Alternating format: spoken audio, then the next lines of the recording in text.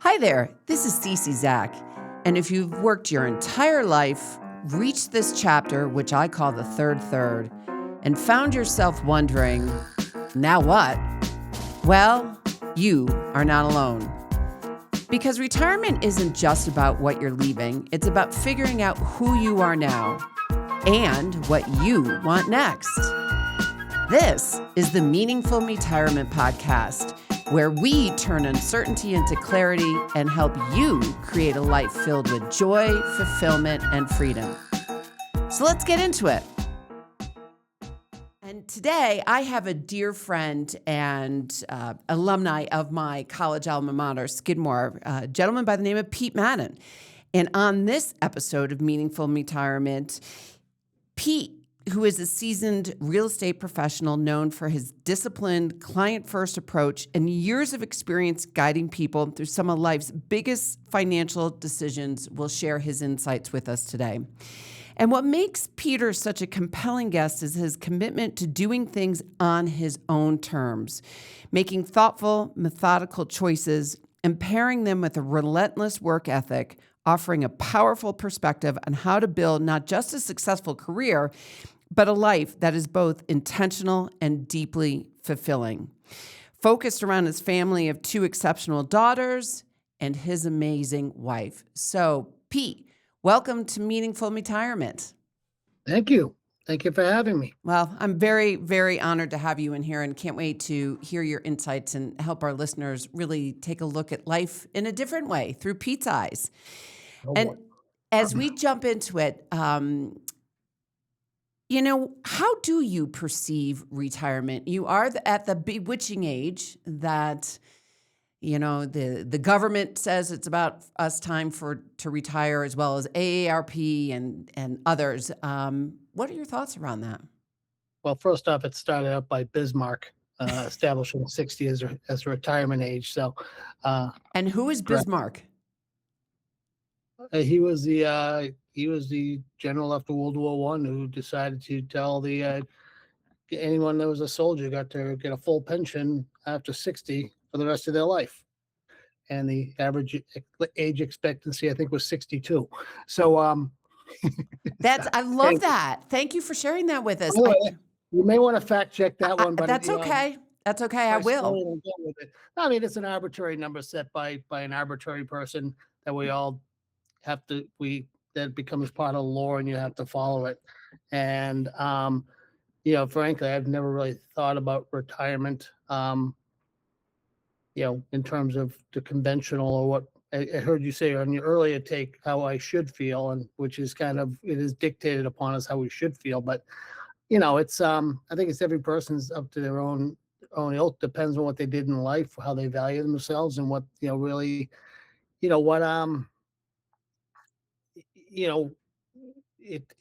it's really just another step in the journey. So you have less responsibilities, a little more money, a little more tired, but as long as you're active, you should be doing good.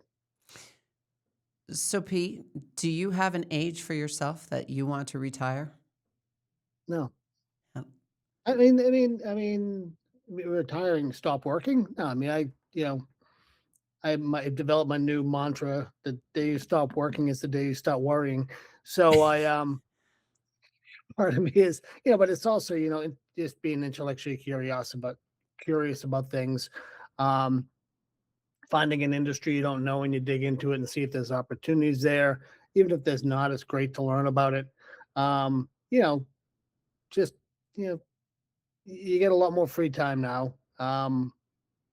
And, use it. Tell me, you use the word curious. Have you been curious your entire life, or did you find that this is something you've developed with your wisdom over the years of experience? Well, you used the word wisdom very liberally, but it's no, I mean, it's always something you've been curious about. It's always wanted to be in real estate as a kid. I had one objective to be in it, to be developing things, but my path took a different turn where I became more of an investor. And yeah, you always want to see something new and understand it more, right? I mean, that's kind of the fun, digging in. And now the days we have here, the tools we have to dig into things are phenomenal. I don't want to sound corny and use AI, but been using it a lot lately, and it's a lot of fun, and I think it's going to be really a beneficial thing for us in retirement as we change or move along our path. Um, yeah, investigate things more, and be a lot of fun. Well, I'll dig into questions around AI in a second because you just brought that up. But you had mentioned that you don't want to retire. And I'd be curious to know what your perception is of the word me-tirement, which is one I've been using quite a bit these days. Well, I think it's just a shift in your focus on things, right? I mean, we use retirement or retirement as it's been given to us, but I think as you kind of posited to me earlier, it's like, your kids are out of the house, you've got savings taken care of, all of these things that you've progressed through, and now it's, your turn. And in reality, sometimes, also sometimes it's not your turn because then you have your parents to take care of. And so I don't know when that actually starts. Maybe it starts around 70, but um, I mean, retirement to me, it's a that's an end of a more structured um life, I guess. Something that's kind of, if you're working for somebody, something they tell you 65 you got to go, or you get rid of it and they want to bring younger people in. That's the time that the company decides. If you have your own company, it's when you get, tired of it, and you probably start realizing you need to hand down the reins to the next generation so they can pick it up and you get out of the way, so you allow that transition to happen. So I I wrestle with the word because I don't know if it's something that it really applies to me. I mean, to me, it's just doing something different. Well, you've always been different, that's for sure. And I can attest to that from my days back when we were in college together. And that's what I loved about you is because you were different. And you have taken the world on differently than most people, and you've done it on your own terms. You're a phenomenal father of two extraordinary young ladies. And you've also become an empty nester recently as well. And how has that shaped where you're spending your time, your focus, and your priorities more when you're not there taking them to the ice rink or to, whether they were playing hockey or ice skating, figure skating, and other things? Where have you been spending your time? And where is that shift kind of leading you towards? Well, I don't think I don't think you really empty nest. I have a nephew living in our guest room. My daughter's living in her room. My other daughter's coming back from in May from graduation. So we had empty nests for about 6 months, and it was great. Spending time. You're just basically doing things. And then I got Moose. So, Moose is my other kid. Um, Yeah, and for you but listeners out there, Moose is a dog, a four-footed and loving animal. right. And But I just basically things that had fallen or had taken a back seat to those things picked up, right? So I go swim more, right? I go to the club a little bit more. I take, you know, go out more, just maybe on a weeknight. And things just start filling in the cracks, things that were pushed back now come back forward.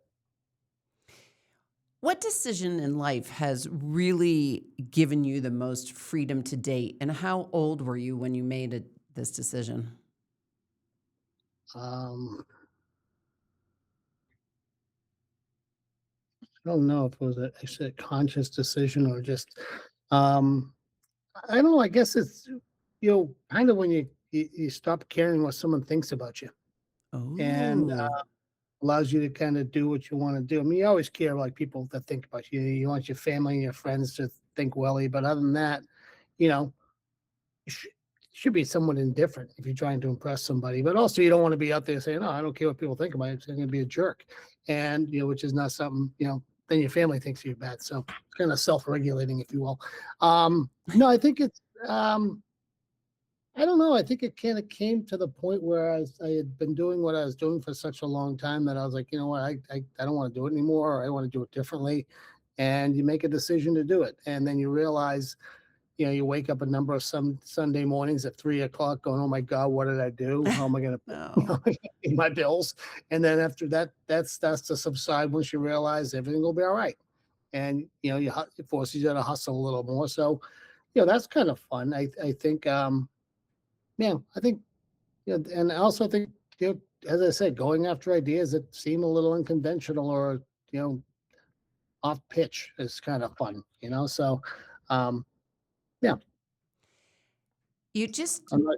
gave Maybe it was us enough. But sorry about that. no worries. You just gave us two scenarios. One was a decision that you made that woke you up on a Sunday at 3 in the morning. And then you made another comment around jumping into things that you have found very interesting. And you mentioned that earlier on when you came on the show. What have you learned about yourself to not only let go of what other people think, but to also just say, okay, I made that decision. It's time to move on. And how has that opened a door for you to go down an avenue of those things that you're curious about and learn more about them?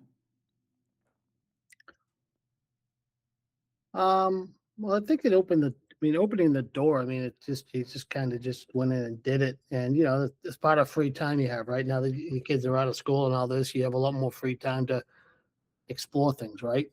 And you have a lot better tools to explore things. And if you're in the business and you start seeing something interesting that's coming up, so I'm in real estate, so when I first got into real estate, there was no such thing as self storage, no such things as data centers, no such things as well, senior living was always there, but but there's always something new and to be curious about. There's, there's everything. There's always something new to be interested in and to check out, and or just think about things. Think about how the world's going, and do you agree with what everyone's saying, and maybe go contrary to that.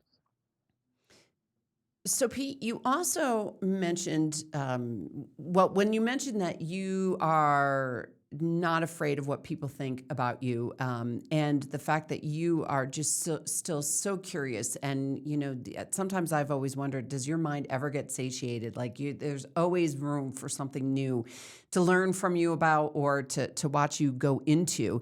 And, have there been any people that you've had to kind of say, all right, they kind of drain your energy because they're not necessarily as growth minded as you are? And I'm just curious how you manage those types of people in your life, business, personally, and how does that help you propel moving forward? I just don't deal with them. So you got to identify who they are, and those that, and sometimes I get people who I go, I'm not even going to tell this person that idea because I don't need to hear why it's not going to work. One of my views on dealing with people is every in the business I'm in, you sound smart by being negative, telling people why something doesn't work. I enjoy the people that will suspend the immediacy of why something won't work and think about how it will work and have an interest. And over time you develop who those people are, and you see the phone ringing. You're like, I don't want to talk to this person on a Friday. Um, you know, uh, you kind of know who they are, and if you and when the like the idea leaves your lips that it was just a bad idea. It's like that ball going through a window. You're like, oh, shit. All right, on the podcast. You're like, why'd I do that? Why'd I mention this to the person? And you just learn over time who they are and who sucks your life and who gives you life. And yeah, so you just kind of ignore those folks and move on.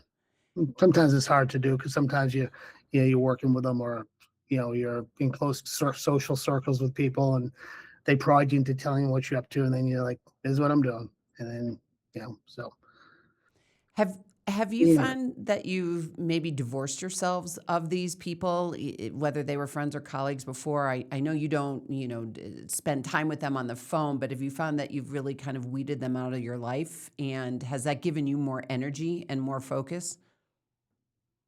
I mean, I think it's just a self-weeding process. I don't think I weed them out. I think you just stop having something in interest and you kind of go in your own way. And and you realize sometimes there are bits of these times when they're fun to be with people. You just have to know when that is. Um, I I always joke around with my phone. I go, I get down to call the herd, and you go through the names of people you haven't talked to in a while, and at our age now, people have dropped, and Yeah. start cleaning out your Rolodex. Um, but it's no, I think it's a self weeding process. And they weed me out too because they probably like, who's this jerk, right? So it's just a natural weeding of people out of your life, that are negative, um, and I think it's all fine. It's not like you have anything against a person or you don't like the person, and you don't wish ill on anybody. But it's like you just know, you know. So Well, tell me about your community that actually kind of fills your cup. I know you're still very close with college friends of ours, and you do make a point to physically get together all the time. But where do you find those people that really kind of fill your cup routinely, and what does that do for you? oh, it's moose. Oh, Um, no, no, I mean it in a way that yeah, it's loving. Yeah, well, I say get a dog because a dog's great. Dog gets you out walking around. A dog, I mean, the different people that I've met with my dog is fascinating. And I know 90%, well, actually, probably 99% of them are politically opposite of what I think socially. But it's fine because you sit there and you can have a nice conversation with people when you're walking a dog. And, occasionally you get into it a little bit, but most people that have a dog are usually good people. They're somewhat respectful, and they kind of. I found that to be the best thing I've done. I've met people who I never would have met before. People I probably never would have, you know, had a 10-minute conversation with, but now, I wave to them on the street even when I don't have my dog, and they go, "Where's Moose?" I'm going, eh. But it so sounds I mean, like it enriches your life. I mean, not only the dog enriches your life, but the community that surrounds dog owners has enriched oh your yeah, life. I mean they're all good people. I mean, for the Yeah. most part, there's some people are curmudgeons, and they probably think the same of me. But it's that's okay too, But I don't, as I said, I don't wish them any ill will. But but for the most part, it's fun because it's just they're all kind of. I think they're all of the same ilk. They got a Yeah. dog, and to me, it's a qualifier. Yeah, I couldn't agree with you more. My dog has helped me meet people in Italy when I couldn't speak a lick of Italian, and he helped me figure out, all sorts of ways to meet new people and where I live in Colorado. And yeah, you can also tell a an interesting dog owner by how much they let their dog really run their life, though. And so it's those that I kind of avoid because they drain my energy when they let their dog do whatever they want. But that's for another I, podcast. I hit him close to home here. Yeah. Moose, close your ears, Moose. Um, no, I Yeah. mean, yeah, I mean, eventually they're a dog, right? I mean, it's call a spade, and but it's like I'm not gonna not go somewhere because of my dog. I'm not gonna not meet somebody because of my dog. But yeah, anyone that I mean, but that's just the type of person who's compulsive about something, right? They find something and they go at it, and Yeah. it's like compassing, and you're kind of like, I mean, even if there was something that we both shared an interest in, I'd be like, don't go all psycho. Yeah, you're definitely not the one that's gonna bring in the psychotype into your community. That is for sure. No, that's my role only. Yeah. Hey, Pete, what are your goals for the third of life? If, the first third is around, let's just target 90 years of age and for, where we want our money to last us into. And the first third is 30 years. The second third is the 30 to 60 years. And then 60 plus is the third of life. What are the Are you, goals are that you, you are have? you the new Bismarck establishing Yeah, exactly. parameters? Okay. Yeah. Okay, Otto. What's next? What's the question, Otto? What goals do you have for the third? I don't know. Yeah, yeah. You start looking at folks around here, and most people they age gracefully. And And where's here for our listeners? here's New York City. Okay. I mean, that's the people you see, and then you see people who are. I just want to, I always joke around. I want to go in my sleep like my grandfather, not like the three passengers in his car. But it's sorry. Yeah, but it's like, Uh, you want you wanna just feel good. You're gonna feel more tired, right?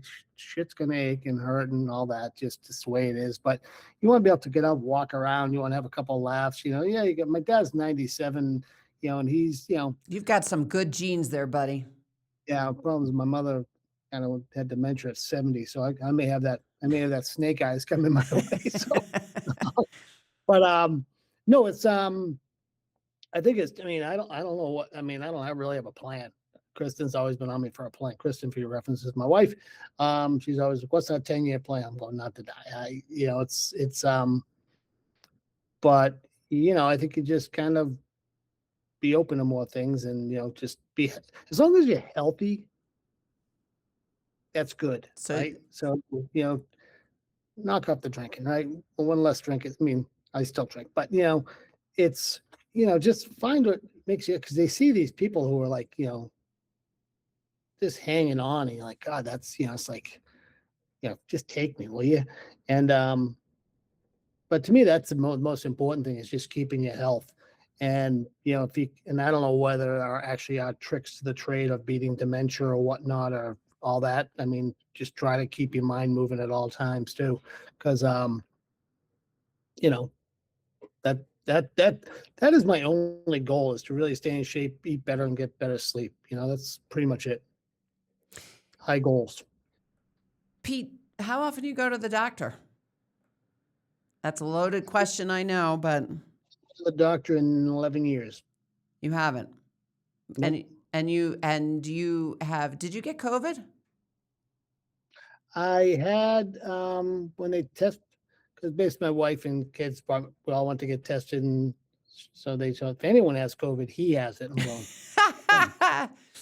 Like, they're all washing their hands like they're going to get the surgery, for Christ's sake. And I'm like, I'm not licking subway poles, but I'm not running from it. And no, I tested high for antibodies, and I said, I don't need it. But in New York City, you got to get a vaccine to go anywhere. So he was like, all right, whatever. But I tell you, that was the worst thing. That and the shingles vaccine, I felt those were the 4 worst feeling days of my life. Yeah, I just got my second shingles shot, and I was, down for, like, I wasn't down, but I felt like, you know what, for 36 hours, so I Oh, yeah. absolutely agree with If you you. have shingles, you feel worse for multiple weeks. So you do it on a Friday, so you toast on a Saturday, and you like Yeah. feel good. So, Well, that's another, thing. the doctor thing, my daughter's on me, my wife's on me to get to the doctor. I'm like, I gotta go, but I kind of know what they're gonna tell me. So, like Warren v. Zevon, went to the doctor once, and the guy told me you're gonna die. He's like, "All right, I'm not going back." Yeah, I wouldn't go back either if that's what they were gonna say. But I have to say that I know you well enough that you do take extraordinary care of your physical and mental well-being, and you have made choices in your life. And maybe you would just share. You shared around reducing or moderate drinking versus maybe the past. But are there other things that you do that Biggest game changer is getting off of ultra processed foods. I read a Wall Street Journal article on it. I would basically come home, and I'd have a thing of Skippy peanut butter and a sleeve of Ritz crackers, and I would knock them down. I mean, there's no bones, so you can like throw them down pretty fast. And I went through a sleeve and a like quarter of a thing of peanut butter. Then I go through another sleeve, and I was never satisfied. And then I was reading a Wall Street Journal article on getting rid of ultra processed foods, and the number one thing they said, "Oh, Ritz crackers are the worst things in the world for you." I'm going, it's like, So, but then I started going and reading the labels, and I'm like, I'm not trying to be a saint or anything, but if you start watching what you put in, and it's pretty simple, right? You don't put crap in your body, you don't feel like crap. And but it's the thing that it knocked all my cravings out. And all of these studies on like reducing your eating window really focus on diet and exercise. Diet would I If there's three things you're going to focus on: diet, and exercise. And so I haven't drank I mean, occasionally have a Coke, right? They're kind of nice to have once in a while, but I don't have any in the house. Occasionally go get cookies. I call them my pack of smokes. And I go to the deli, I go, yeah, my pack a day. But I have 6 people now to share them with. So and Yeah. So, I mean, to me, it's really that simple. And then just get rid of the stress. If there's something bothering you, just deal with it or move on or whatever it is. I really don't have much stress. So it's all pretty much self-imposed, but so that's kind of healthy stress, I think. Now, Pete, you're unlike a lot of people at our stage and age of life. They would say that they have a lot of stress for whatever reasons. They've gone through a life quake. They're, caring for their parents and their kids. They have health issues themselves. What have you done, or what do you do, or what would you recommend to the listeners around figuring out you have stress, acknowledging it, and taking action around it? Um, I mean, I'm not saying I don't have stress. There are moments I do. The other thing I realized what's really been good is I put down my phone a lot. Um, and if I'm on my computer before bedtime, I started reading again from a book. Um, really things to get your mind relaxed. There was a great Wall Street, New York Times article, um, editorial yesterday on sort of exercise for the brain and how all this stuff we're doing with digitization and all this crap, it just doesn't make you think anymore, and it doesn't, it's kind of like a diet for your brain, right? So, um, and your brain's got to work. So, I mean, from the stress standpoint, just kind of figure out what it is and try to ignore it. If it's some person bothering you, ignore them. If it's, um, and then just I don't know, you just kind of let it go away. I mean, if it's something like health, start to do what you can to reduce it, right? If it's something about work, sometimes you just got to suck it up and go in. But maybe you start making financial decisions. The one thing, I never really lived beyond my means, so I've never had a lot of financial stress. So it's I don't know, man. Try to isolate it and just you know try not to worry about it. It's little stuff, and I mean, we're all going to have it. Right? We have family that's going to have issues coming up. That I know it's going to cause a ton of stress, and you know, in-law. I mean, my mother-in-law is not doing well. It's causing a lot of stress on my wife, so it's causing stress on me. So it's you got to just. I think you just have to acknowledge what it is and try to just. I think acknowledging it is a big part of it. If like like I am stressed because of this, and there's nothing I can do about this right now. So you know, doesn't make it easier. It's just at least you acknowledge you have why you have stress. Yeah, it makes me think of the adage around, you can only control what you can control, and it's identifying or acknowledging and identifying and acknowledging, and then to your point, if I don't have control over it, there's nothing I can do, and so I think it's the alcoholic's creed, right? yeah, exactly, Give me the exactly, strength, that I can, and the wisdom to know the difference, right? So yeah. a lot of things come down to simple thoughts. Yes, simple thoughts. Speaking of a simple thought, what would you recommend to our listeners that they could take away immediately to start living their best life in their third? Sleep. Is that it? I Pete? mean, no, to be honest with you, since I started, kind of not really focusing on my food and exercise and really acknowledging what causes bad sleep for me. Like sometimes, like this time of year, my sinuses are congested. Yep. So I take a couple, I take a Sudafed before bed.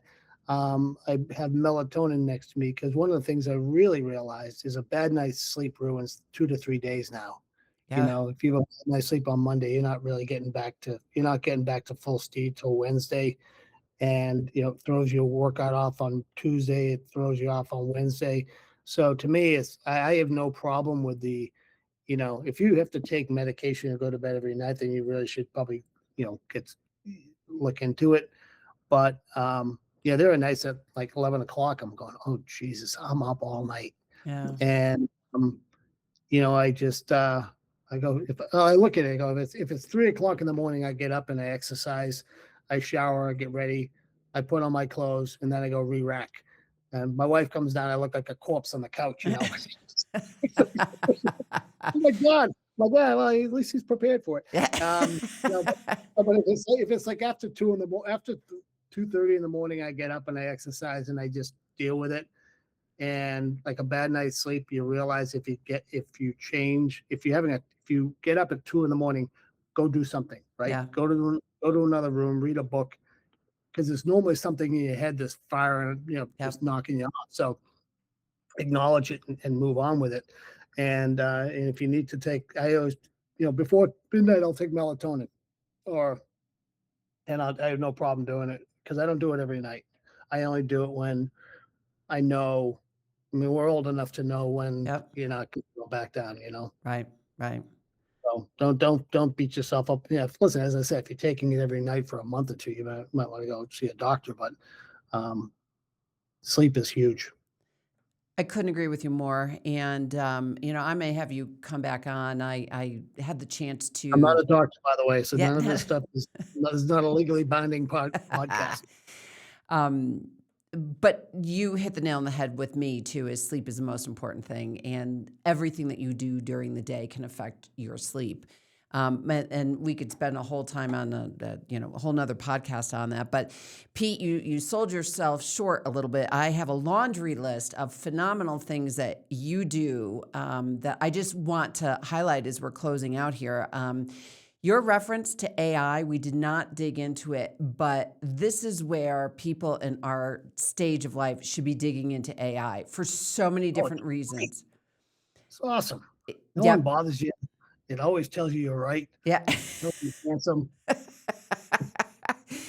I love this thing. Yeah, I love this thing. Yeah, your new best friend chat, right? No, I know, but it's really great because it matches your speed of thinking, right? So you can you can have something researched quickly, then you can react to it and question it at the same time. So it's really it's a really great tool for, just thinking quickly. Yeah. If you're okay with this, I'd like to invite you back sooner rather than later and do a whole episode on AI. There's a few other things too, but yeah, I couldn't agree with you more. And it's opened up my eyes to so many things. And the biggest thing for me is just time efficiency and finding the capacity to learn more and do more faster, which I just really enjoy. Yeah, I haven't got to the point where bots are doing stuff. I mean, I don't do that many automated things, but if I'm researching a project or an idea, and I want to, it allows you to do so much more, Yep. quicker, but that it really is a tool for us, and maybe that's something you can do in retirement or whatever we're calling this thing, is you could be that senior person with a junior person going, this is why it doesn't look right, or, I don't know what it is, but, it could actually really help people with mentoring things where someone junior in real estate is doing something. This looks great. I'm going, well, you might want to ask it this question, right? Who knows? It can open up a lot of possibilities. And that's the same thing with technology as we get older. I mean, this is going to be great. I'm going to have a robot coming in and hanging out with me. Yeah. I can't wait for stuff. No, my self-driving car. I want to go to Maine. So what am I going to do? I'm going to get in the car.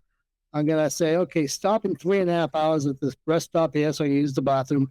And I'm going to get in. It's going to be like taking a transatlantic flight, except to be in the car, and it'll arrive in Maine. I don't care when it gets there, right? Like Right. going all doesn't matter. It's going to be a long freaking trip.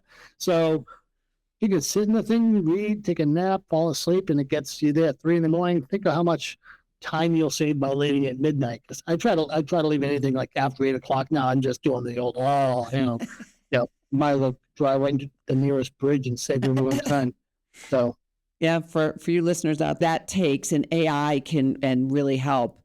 Yeah, it's just as a cool thing to talk about a cocktail, but it's a really good tool, and it's it shouldn't be made more than it is, but it's going to be pretty impressive. Yeah, so I agree. You mentioned diet, and exercise, and I think the key takeaway is just right now get off the ultra processed foods, and I couldn't agree with you more. And so that's a wonderful suggestion. A game changer, dropping away. I mean, my cravings and nothing. I mean, it's phenomenal. if you stick with it for a month, it's going to be a game changer. And if Pete can stick with it, I know you all out there can stick with it as well. And I think the other thing that's really important is not to live beyond your means. And it doesn't mean don't spend your money. It doesn't mean skimp. It really is around being comfortable. And I love that feedback, Pete. So thank you for that as well. Yeah, unfortunately, some people may have already lived beyond their means, and it's going to be tough from retirement. It's very true. It's very true. Coming down the road as an unfunded pension liabilities.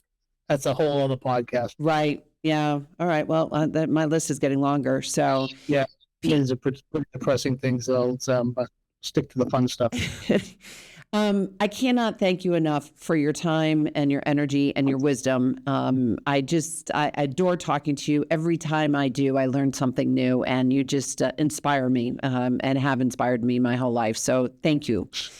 Well, I can give you time and energy, wisdom. That's up to you. Oh, well, I did decide. So I'm telling you. But yeah. Anyways, it was always fun, Cece. And for all of you out there, before we go, I just want to say this.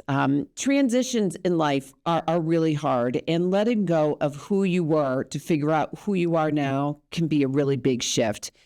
And if you're feeling uncertain or a little bit lost, you are not alone. But there's this thing where something new begins as well.